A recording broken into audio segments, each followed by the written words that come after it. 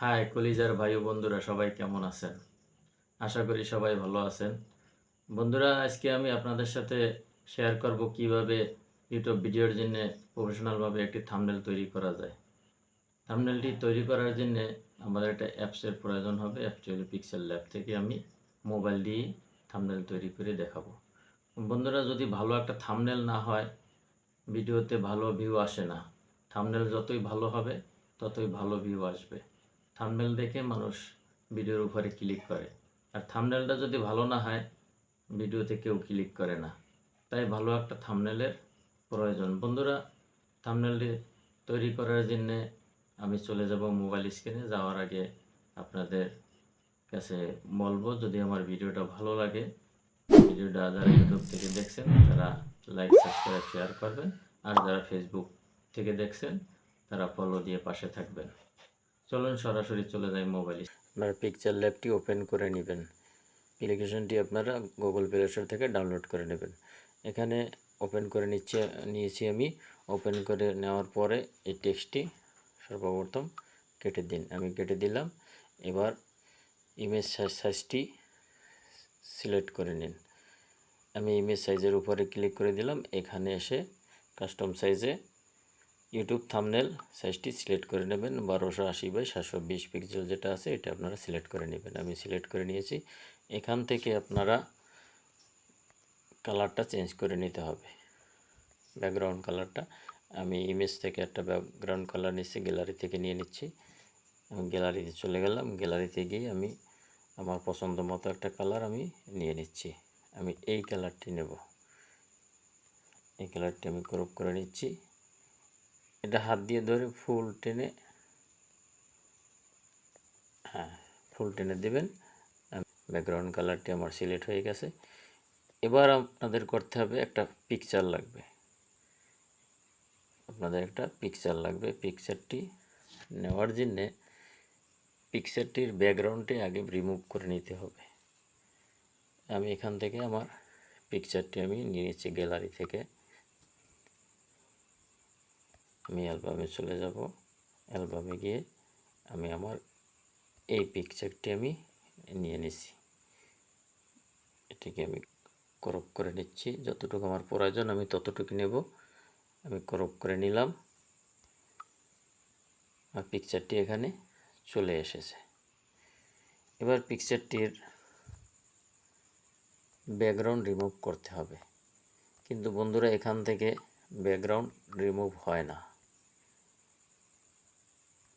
এর একটি সমস্যা আছে, এখান থেকে ব্যাকগ্রাউন্ডটি রিমুভ হয় না।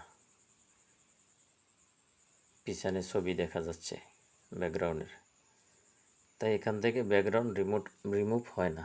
ব্যাকগ্রাউন্ড রিমুভ করার জন্যে আপনারা ইনসার্ট অ্যাপ্লিকেশনটি ব্যবহার করতে পারেন। এখান থেকে আমি মিনিমাইজ করে ইনসার্ট অ্যাপ্লিকেশনে চলে যাচ্ছি ব্যাকগ্রাউন্ডটি রিমুভ করার জন্যে। আমি ইনসার্ট ওপেন করে নিলাম।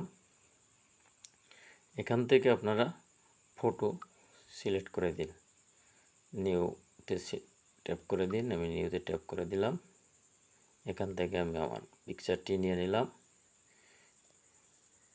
এবার ব্যাকগ্রাউন্ডটি এখান থেকে আপনি কাট আউটে ক্লিক করে আপনি ব্যাকগ্রাউন্ডটি রিমুভ করে নিন। অটোমেটিক ব্যাকগ্রাউন্ডটি রিমুভ হয়ে গেছে। এখান থেকে এটির অ্যাডজাস্টটা একটু বাড়াই নেন ছবিটা ক্লিয়ার দেখার জন্য। আমি অ্যাডজাস্টটা একটু ক্লিয়ার করে নিচ্ছি, বাড়াই নিচ্ছি। ব্যাস হয়ে গেল। এখান থেকে একটু শ্যাডো দিয়ে দিলাম।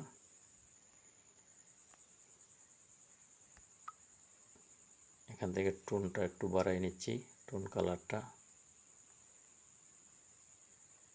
আপনারা আপনাদের মতো করে নেবেন, যাতে দেখতে পিকচারটি একটু সুন্দর লাগে।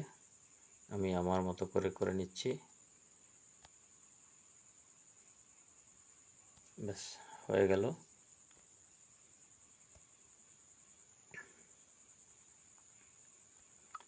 ওকে করে নিলাম। এবার আমি এখান থেকে সেভ করে নিলাম। আমি দেখি গ্যালারিতে গিয়ে সেভ হয়েছে কিনা। আমি গ্যালারিতে চলে আসলাম, দেখুন এখানে পিকচারটি সেভ হয়ে গেছে। এবার পিকচার ল্যাবটি ওপেন করে নিলাম, এই পিকচারটি ডিলিট করে দিলাম।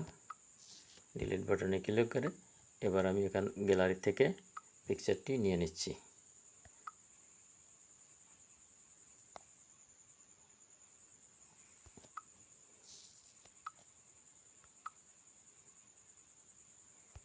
পিকচারের উপরে ক্লিক করে দিলাম, ক্রপ করে নিচ্ছি আগের মতো করে, যতটুকু প্রয়োজন ততটুকু ক্রপ করে নেবেন। আমি ক্রপ করে নিচ্ছি।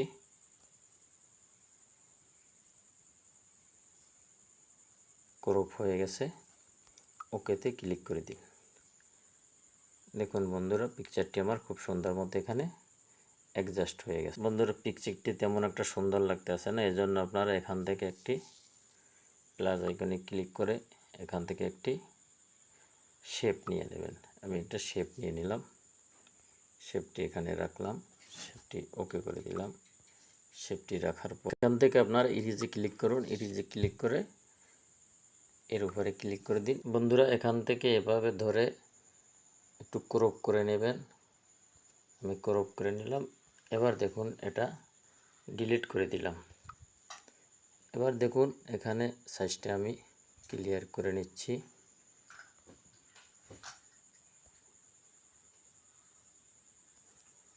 সাইজটা আমি সুন্দর করে ক্লিয়ার করে নিলাম। এখানে এটির একটি কালার দিয়ে দিতে হবে। আমি কালার অপশনে চলে যাচ্ছি, স্ক্রল করে কালারে চলে আসবেন। এখানে আমি হলুদ কালারটি নেব, হলুদ কালারটি ভালো লাগে তাই আমি হলুদ কালারটি নিলাম। দেখুন এটা নিচে হয়ে যাচ্ছে, এটা নিচে হয়ে যাচ্ছে। আমার এটা উপরে নেওয়ার জন্য আপনারা এইখানটায় ক্লিক করে দেবেন। এই যে টেনে নিচে নিয়ে আসব, ছবির নিচে এভাবে ধরে ছবির নিচে নিয়ে আসলাম। দেখুন এবার এটি ছবির উপরে হয়ে গেল। ব্যাস, এটি ছবির উপরে চলে এসেছে, সুন্দর করে চলে এসেছে।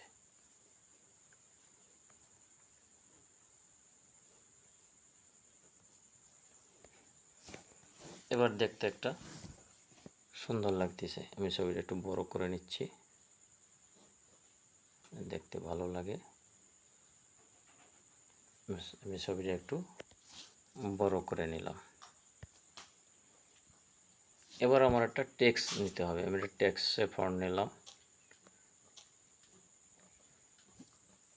এখানে লিখব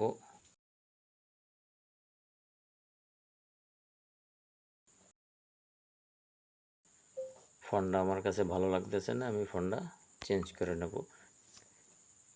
টেক্সটে ক্লিক করেন, ফন্টে চলে যান, এখান থেকে স্ক্রল করে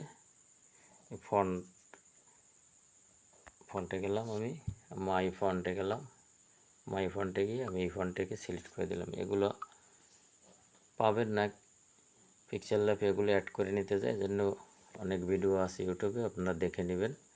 আমি সাইজটা একটু বড় করে নিচ্ছি, ফন্টের সাইজটা একটু আমি বড় করে নিলাম। এবার ফন্টের একটা কালার দিতে হবে। আমি কালারে চলে যাই, কোন কালারটা ভালো লাগে দেখি। লালটা ভালো লাগে না, এটাও ভালো লাগে না, হলুদ, হলুদ কালো, কালোটাও সাদা, সাদাও ভালো লাগে না,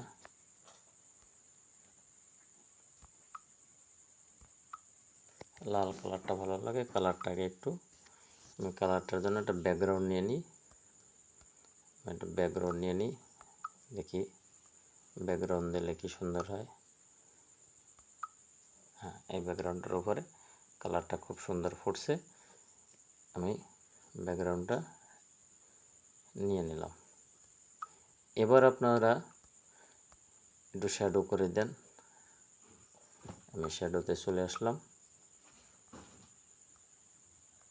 100% আছে, একটু কমিয়ে নিই। এবারও ফন্টটা ভালো লাগে না, ফন্টটা একটু বড় হবে, একটু বড় করতে হবে। আমি আবার স্টাইলে চলে যাচ্ছি, বি দিয়ে বড় করে নিলাম। অ্যাডজাস্টমেন্টে যাচ্ছি, অ্যাডজাস্ট করে নিই সাইজটা। আমি সাইজটা অ্যাডজাস্ট করে নিলাম। এবার হয়েছে মোবাইল দিয়ে। এবার আমার আরেকটা টেক্সট নিতে হবে। আমি আরেকটা টেক্সট নিলাম, এখানে লিখে দেব থাম্বনেল।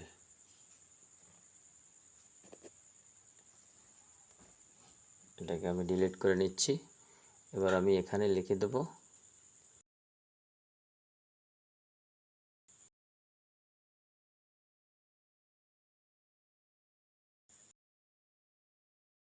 থাম্বনেলের এতটুকু রাখবো থাম্বনেল। এবার থাম্বনেলের কালারটি বন্ধুরা আমি করে দেব। থাম্বনেলে কোন কালার রাখবো দেখি। থাম্বনেলে আমি হলুদ কালারটা কেমন হয় দেখি। হলুদ কালারটা দেখা যাচ্ছে না, এর জন্য একটা ব্যাকগ্রাউন্ড নিতে হবে। আমি একটা ব্যাকগ্রাউন্ড নিয়ে নিচ্ছি। এর আগে আমি স্টাইলটা ঠিক করে নিলাম। স্টাইল আমি ঠিক করে নিয়েছি। এবার একটা ব্যাকগ্রাউন্ড নিতে হবে। আমি দেখি কোন ব্যাকগ্রাউন্ডটা এখানে ভালো লাগছে না। লালটাই ভালো লাগছে, লালের উপরে খুব সুন্দর লাগতেছে। ব্যাস আমি এটাই নিয়ে নিলাম। এবার সাইজটা একটু অ্যাডজাস্ট করে নেব। আমি সাইজটা একটু অ্যাডজাস্ট করে নিচ্ছি।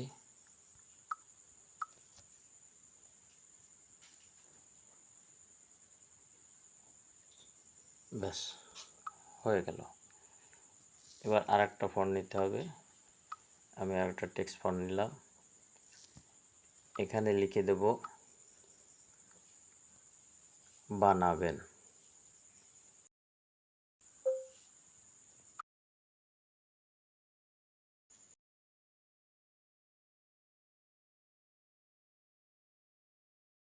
ব্যাস আমি সাইজটি অ্যাডজাস্ট করে নিলাম। এবার কালার দিয়ে দিচ্ছি। আমি এই কালারটা দিলাম। কালারের জন্য একটা ব্যাকগ্রাউন্ড নিতে হবে। আমি একটা ব্যাকগ্রাউন্ড নিয়ে নিচ্ছি। এখানে দেখি কোনটা ভালো লাগে। এটা ভালো লাগছে, আমি এই কালারটাই, ব্যাকগ্রাউন্ড কালারটা আমি এটা এখানে দিয়ে দিই।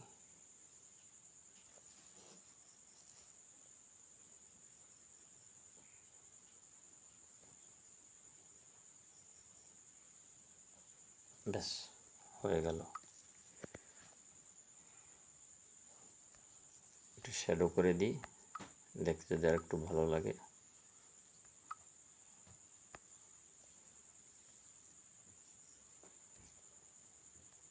ব্যাস এভাবে আপনারা অ্যাডজাস্ট করে নেবেন। হয়ে গেল। এবার এটা আরেকটু সুন্দর করার জন্য আমি এখান থেকে একটি, বন্ধুরা অলমোস্ট ব্যানার তৈরি হয়ে গেছে। এবার ব্যানারটি আমরা সেভ করে নেব। প্রজেক্টে আমরা ক্লিক করে সেভ ইমেজে দেব। সেভ ইমেজে দেওয়ার পর এখান থেকে পিএনজি করে নেব। আমরা পিএনজি করে নিলাম। এখান থেকে আমরা ভেরি হাই করে নেব। Save image. সেভ হচ্ছে বন্ধুরা, ইমেজটি সেভ হয়ে গেছে। এবার গ্যালারিতে গিয়ে দেখি ইমেজটা কিভাবে হয়েছে।